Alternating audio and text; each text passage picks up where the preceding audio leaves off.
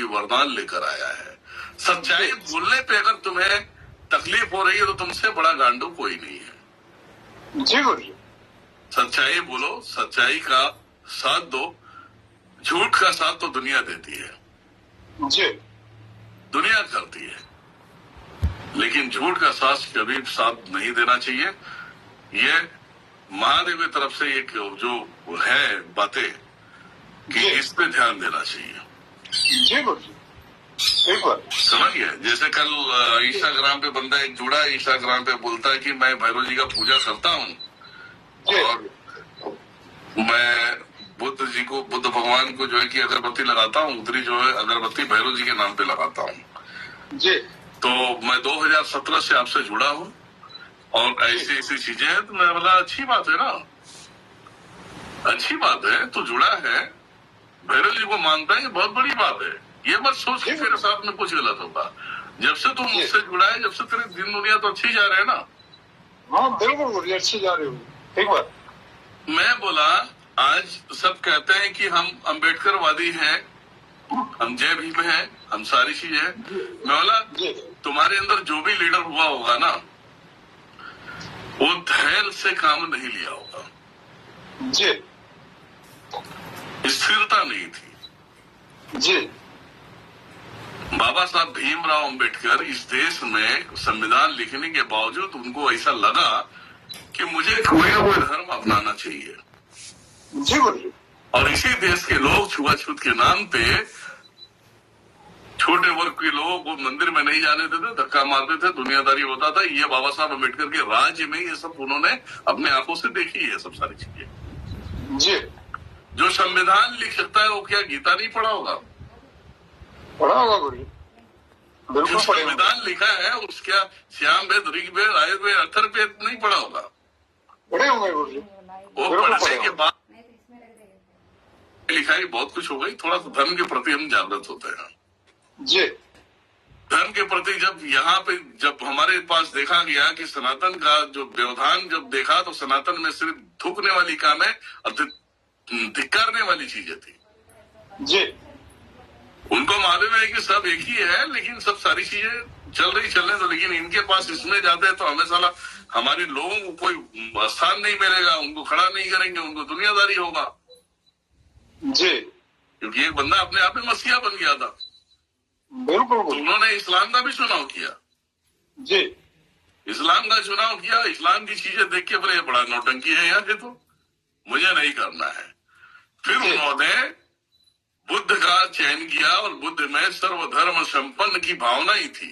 जी गुरुजी। गलत मत करो, बुरा मत सोचो, आप अपने आप में अपना चलता रहो और हो सके तो मदद करता रहो। बुद्ध भगवान का जो उपदेश था, सारे प्राणी एक समान है, कोई ऊंच नहीं, कोई नीच नहीं, कोई कुछ नहीं। और डॉक्टर भीमराव अंबेडकर उन्हीं को समर्पित हो गए। जी गुरुजी। और उन्हीं को समर्पित होते ही और उनके पीछे जो अपना काफिला था उन्हें मानना चालू कर दिया। जी। अब डॉक्टर भीमराव अंबेडकर को पता है, उनकी इतिहास भी पता है कि वो बंदा कौन है। और आज के लोग जो अंबेडकरवादी बनते हैं, जो जितने बोलते हैं कि ऐसा मैं बोला, तुम लोगों ने ना जो तुम्हारा काम था पंडितों वाला ना, वो काम तुमने छोड़ दिया है। जी। वो काम वाकई पंडितों ने ले लिया है।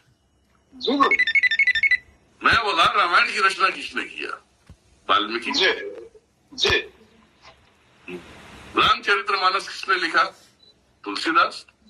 जी।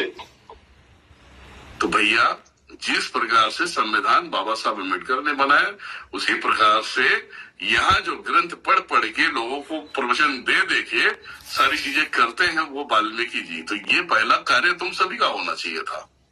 जी गुरुजी। कथा, प्रवचन, ये सब सारी चीजें तुम लोगों को करना चाहिए था। जी। अरे चलो ठीक है, बुद्ध भगवान को मान लिया। बुद्ध भगवान तो क्या जय भीम वाले थे क्या? जरा बताना। राजपूत थे वो। जी। मैं बोला राजपूत को ही समर्पित हो गए ना, तो क्या वहां कुछ नहीं दिखा? वहां की सिर्फ भाव दिखी, भावनाएं दिखी, बातें अच्छी लगी, इसलिए तुम उससे जुड़ गए। जी गुरुजी। और यहाँ के राजपूतों से तुम झगड़े करते हो, साला मुझे गाली दे दिया, ये कर दिया। तो बताओ कौन से डाल पे बैठोगे तुम, ये तो बताओ मुझे। जी। जवाब है, मैं बोला संविधान लिखने वाले की फोटो बहुत बड़ा लगा लेते हो, लेकिन वाल्मीकि का फोटो लगाने में शर्म आता है। जी तुलसीदास का फोटो लगाने में शर्म आता है। इसीलिए तुम्हारी जगह वो ब्राह्मण लेके बैठ गया जो बड़े बड़े प्रवचन कर रहा है, बड़े बड़े श्लोक पढ़ रहा है, और उस ब्राह्मण से पूछ लेना वाल्मीकि के शब्द क्यों बोल रहा है। भाई तो बहुत बड़ा ज्ञानी है ना, तो तेरा ब्राह्मण कोई आया था क्या बताने के लिए? आया तो बता।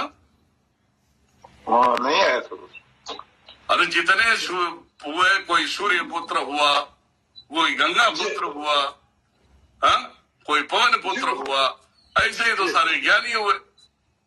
जी। तो क्या इनके अंदर भी जात पात का भेदभाव था क्या? नहीं था गुरु जी, नहीं था।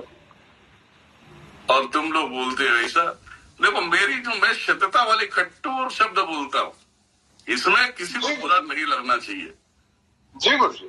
और बुरा लगता है तो तुम्हारी जिंदगी सही नहीं कट सकती, ये तो मैं लिख के दे देता हूँ। जी गुरु जी।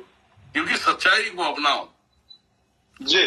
सच्चाई को अपनाना तुम्हारा कर्तव्य होना चाहिए। ऐसा नहीं कि कर्तव्य नहीं होना चाहिए। फालतूगिरी करने के लिए तुम्हारे पास टाइम हो सकता है, लेकिन मेरे पास नहीं है फालतूगिरी टाइम करने के लिए। जी गुरु जी।